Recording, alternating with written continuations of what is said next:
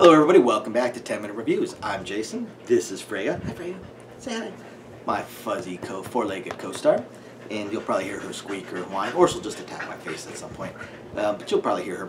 As always guys, please hit the like and subscribe buttons. We're just a small family channel. We just love to talk about books, and we would appreciate any support you guys want to give us.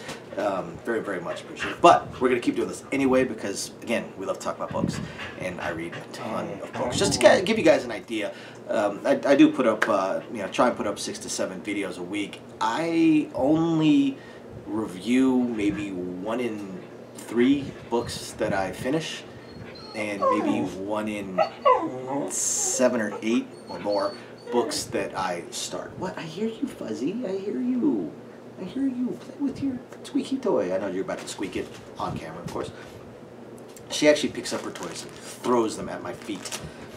So today I want to talk about a book I came across by Gwen, Grayson, and Kirk Mason. Talked about Kirk Mason books before. And this one's called DemonDIY.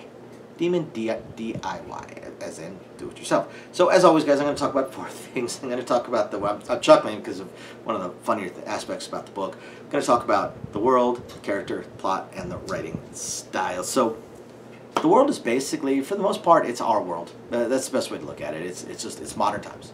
Modern times, modern world. There is, you could almost call it an urban fantasy in that you do have your monsters and your magic and your supernatural, but the regular society and regular people just don't know about it. So, urban fantasy type, but again, modern times. Now the main character's name is Mark, and Mark is interesting because he's pretty basic. He's kind of your everyday man. He's a realtor. That's what he does. He sells houses.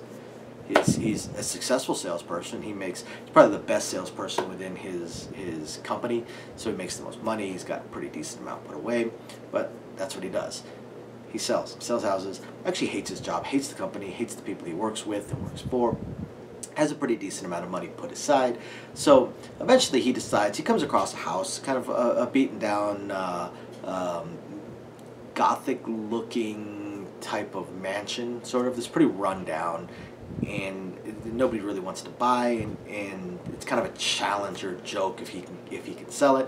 And he decides, you know what, like, this is kind of fun. He likes to do handyman stuff. He likes to fix things himself.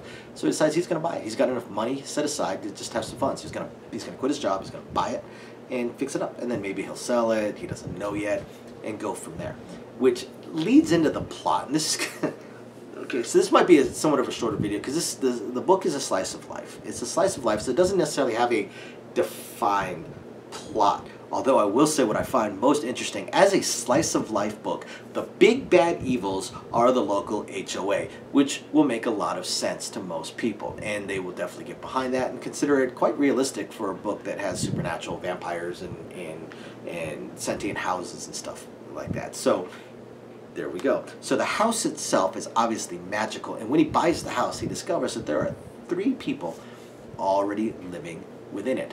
All 3 of them are pretty much trapped within that house or within the bounds of that house because they are all magical and all for different reasons. For instance, you have basically like a garden nymph. She cannot leave the garden, but she's also dying because the garden, the fountain, all that. Again, house is run down, house is beaten up and going south. So he feels the need to restore the house. So he starts with the gardens. He restores the gardens, which starts helping out the nymph. There's also a demon that has been summoned and bound within the house, and then eventually he discovers that the house itself is sentient and has been giving him magic as he is fixing the house. So as he's getting water turned on, electricity turned on, fixing windows, fixing doors, fixing walls, fixing plumbing, electrical issues, gardening, landscaping, getting all of these minor things slowly knocked when he's doing it by hand. He's doing everything himself, slowly getting everything knocked down. He's discovering he needs less sleep, he's got more stamina, he's stronger,